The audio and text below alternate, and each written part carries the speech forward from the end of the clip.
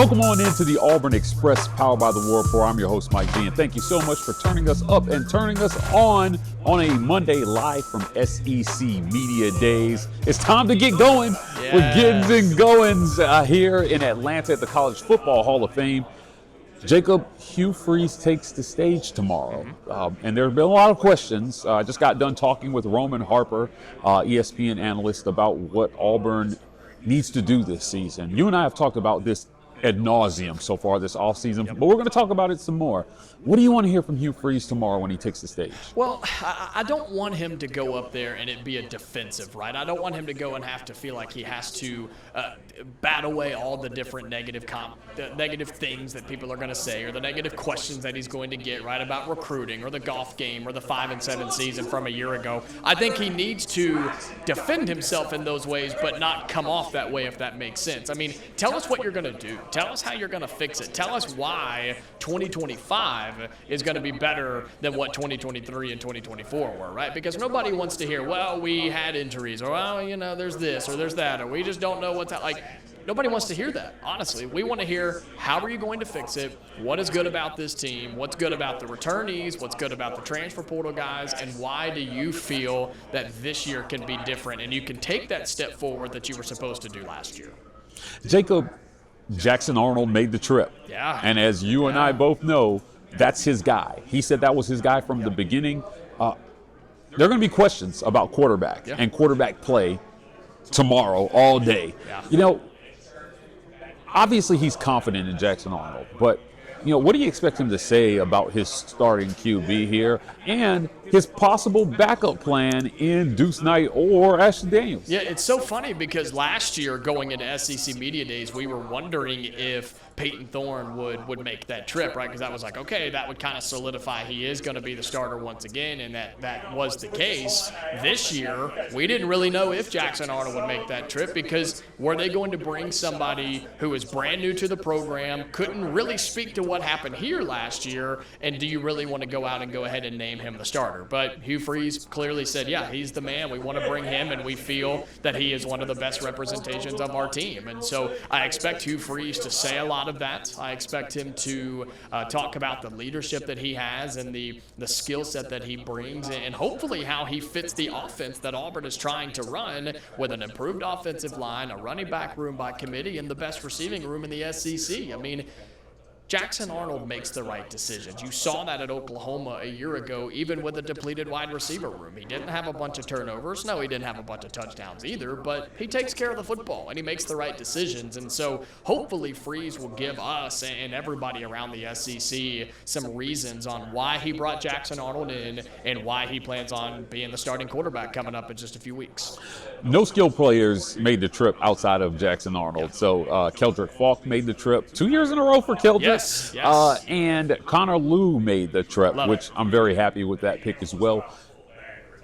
But a lot of questions are going to be directed toward the wide receiver room that you just mentioned. Yeah. Cam Coleman, Eric Singleton, Malcolm Simmons, Perry Thompson, Horatio Fields. These guys are expected to make a splash this year. Auburn hasn't had a 1,000-yard receiver since 1999. Ronnie Daniels. It's been a long time. Wow. Had a couple guys get close. Keandre probably would have broke 1,000 yards if Auburn had made a bowl game last year.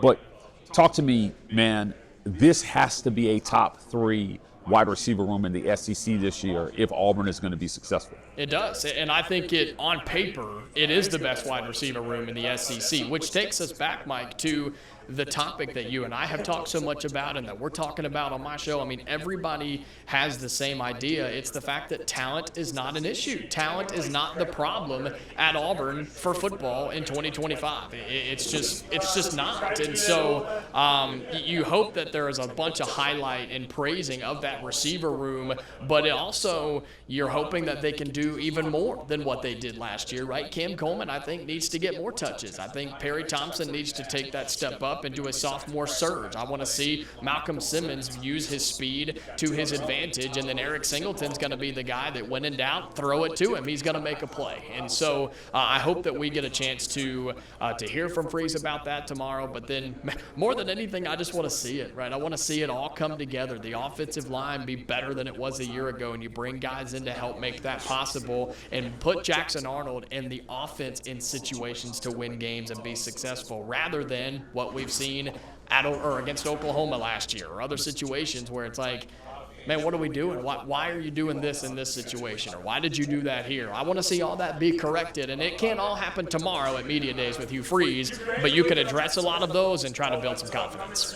Roman Harper just sat right where you're sitting and said he wants to see more explosive plays from Auburn in 2025. Yeah. Look, they were actually fairly explosive at times. Yeah. They led the SEC or were near the top of the SEC in explosive plays, but they could not finish drives. Yes. I expect there are going to be some questions about Auburn in the red zone this season. Hugh Freeze has got to get this red zone play calling thing going here, and it's going to take Damari Alston to get it done. Yeah, I mean, there's nothing more demoralizing than getting a big play, hitting a big shot downfield, breaking off a big 50-yard run, and then the drive just stall immediately after, going 3 and out after one of those big plays, right? It just kills every ounce of momentum that you had. And Auburn has done that for so long, and they flirt with the red zone or even get to the red zone, and then, well, here we go, settle for a field goal. And we know how shaky that was last year, too. We expect that to be better this year with McPherson being back and hopefully 100% healthy, ready to go. But man, this is the SEC. You can't win games by kicking field goals and hoping you can outscore them by 3. It's just not how this is going to work. Some games, sure, and you're going to need a good field goal kicker against Baylor, against Oklahoma, Texas A&M on the road. But when Georgia comes to town, or Missouri, or Alabama, you've got to score touchdowns against those teams. And so you get down there, and can you dial up something different? Can you have something in the back of your mind or the back pocket or the back of the playbook where it's like, okay, we're going to use this in this certain situation, and maybe we'll use this particular player that nobody's talking about or we don't use all that often, and we have something to go to that allows us to get over that hump of not being able to score in the red zone. Because if you get to that point, Auburn's going to be a really dangerous offensive team if you can get it near the 20, inside the 20, and then, of course, across the goal line. Much ado has been made about NIL and where Auburn stands in recruiting. It seems John Cohen has rolled the dice that Auburn has the right strategy around NIL right now. And he thinks after August 1st, you may see some recruiting classes fall apart. Ross Dellinger has reported about this probably better than anyone on social media, saying, look, schools are handing out fake money right now because they're way over their cap and they just don't know it yet. Yeah. What do you think about Auburn essentially taking a different route here than some of their SEC peers? And could this get them in trouble down the road? I think he's going to be asked about this week. He should be asked about it because it's a gamble. That's what it is. You are gambling with what you think is going to happen. And here's the problem. Nobody knows what's going to happen. We heard Greg Sankey talking on the main podium to open up SEC Media Days about how do you implement these rules? We talked about this punishments and things like that, and even heard Shane Beamer, Brian Kelly, these coaches to open up SEC Media Days. They've talked about it. And for John Cohen, Hugh Freeze, and Auburn, it's a huge, huge gamble. If you're right, you'll be praised, you'll be rewarded, and you probably will catch back up, and you probably won't have any punishments or sanctions or whatever the case may be. But where have we seen in history consistently that rules have been applied and punishments have been implemented because of breaking those rules? Not consistently. Yeah, there are people who have broken the rules and gotten caught and punished. I'm talking across the board. And now more than ever, all of this process takes longer. It's more in-depth. It has more people's eyes on it, which means it could be 5-10 years down the road before we see some of this fake money stuff actually come back to light. It's like, well, back in 2025, X team was paying this amount of money and never even paid it, or whatever the case may be. And so it's a gamble for John Cohen and Auburn. If you're right, then you're going to reap the benefits. But if you're wrong, then you're in trouble. And I think you're talking about several jobs could be up for grabs. Yeah, look, lots of thought about this.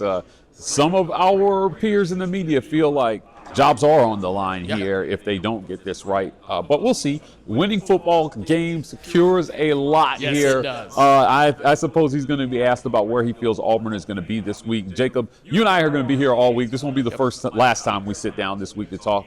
I'll have you back after Hugh Freeze takes the podium tomorrow. But thank you so much for joining me, guys. That's it for another great edition of the Auburn Express, powered by the War Report. My guy Jacob Cohens. This segment is brought to you by our friends at the Vibe Vault. If you're looking to get fresh for the weekend, the Vibe Vault has you covered. If you're in the Columbus, Phoenix City area, go visit them at 3462 Crosswinds Road, Suite E in Phoenix City, Alabama. Also, this segment is brought to you by our friends at the Rogue Shop. Visit rogueshop.com and use code REPORT to get 15% off your Rogue Shop order. Pain, sleep, stress, anxiety, whatever ails you in life, the Rogue Shop has something that has you covered. That's it, guys. Please hit like and subscribe. We are the War on every social media platform. TW Report on TikTok. Signing off, and as always, War Eagle.